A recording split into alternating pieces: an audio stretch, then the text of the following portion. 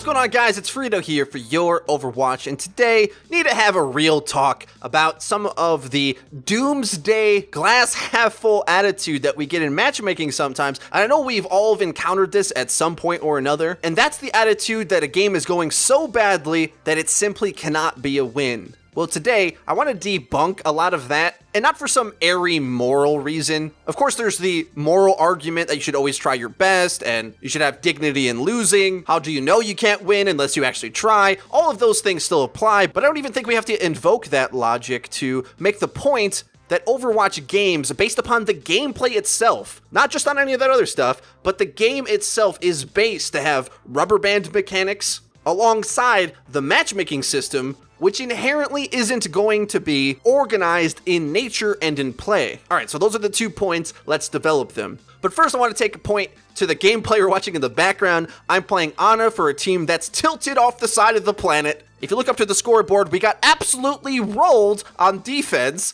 Our comp was terrible, their comp was better, they played good, we didn't regroup, we got trickled, and absolutely wrecked. Until the point where we pull out Genji Nanoblade and actually get a few kills in order to push the card up, it looked like doom and gloom. And that leads me to my very first point about Overwatch mechanics. There's 2 very clear systems that are in play in every single Overwatch game, and that is Snowball and Rubber Band. Now, to snowball is when you win one fight and you build up your ultimate economy to the point where you get to dictate how the next fight goes, and because of that, you have an advantage that means you're likely going to win the next fight. So, that means if you just got wrecked, it's pretty likely that you're going to get wrecked again. But of course, based upon which ultimates the enemy uses, it's then at that point of that third fight where you likely have built up an ult or 2, where you're very clearly going to have a chance if you execute those resources that you have up. This is why it makes no sense whatsoever when players get tilted at the few fights that they lose,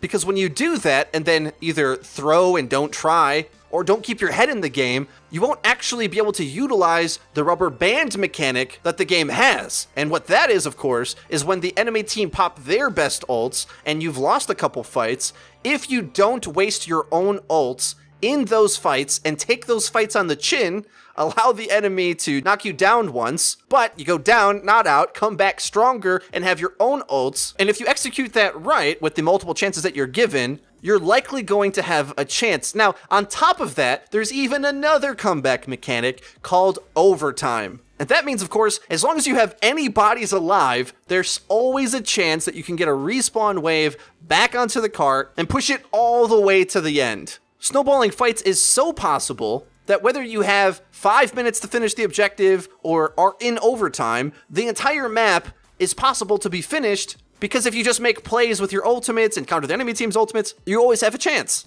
I know some of you probably are sitting there right now saying like, of course I know all this, Frito.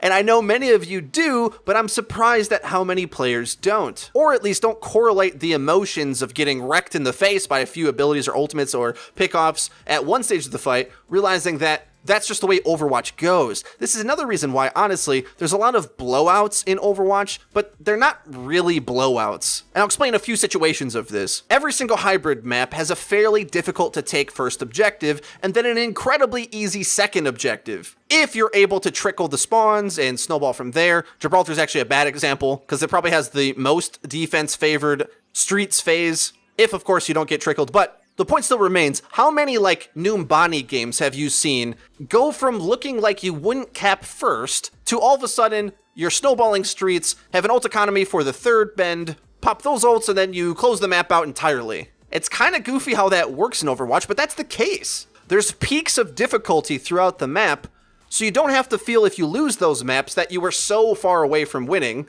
because the subsequent pushes that you're going to have, of course, are easier than that first hurdle that you may have failed to climb. And with that being the case, you should never stop trying until it says the round's over, because all it takes is one coordinated ult play to crack that first objective to get you into the game. Another example, this happens all the time in King of the Hill maps, where the enemy team wins the first fight, and then you feel like your team is terrible and useless and is never going to win any map ever. No point to try, this team's bad. Well, every single King of the Hill map right now, when you capture the objective, you're at a massive advantage to hold it after winning that first team fight. So it kind of puts you in the scenario of trying to break a hybrid first defense in that you have to sort of build a ult economy to be able to crack it open and then try to hold it yourself, which might seem a little bit unfair, but there's a reason why it's a first to 5 points. If you get rolled in one of those first rounds, even 100-0, it might not mean very much. What you should be focusing on, instead of tilting and maybe possibly throwing that game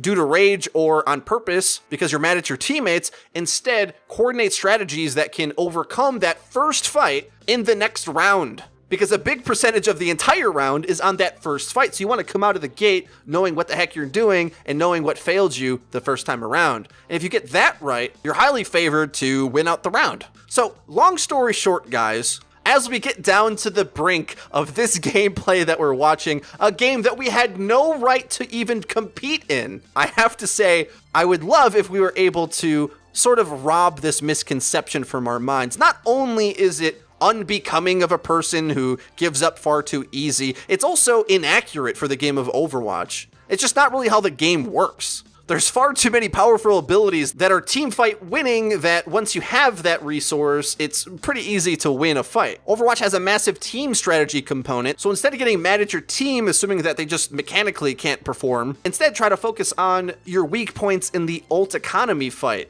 and your ability usage, and your engagements, and if you get those right, you're going to be able to overcome games that you otherwise would have lost. This is a major skill to ranking up, really. We've said before that our number one skill to rank up is adaptability, and I think this falls under it, really. Adapting to a team that's tilting and trying to get them back around to be able to work together, realizing that not all hope is lost immediately when the first sign of trouble emerges, is simply just going to make you win games, because when things aren't going well, it isn't time to detach from your team or to alienate yourself from your team. You need them now more than ever. If you can make some really small adjustments on where your tank is standing, how you're using your ultimates, who you're focus firing, fix those small issues, you're likely going to overcome and win at least some fights in order to make the game respectable and avoid some of those blowouts that gets everybody so tilted. Guys, a bit of a touchy subject today. What do you guys think?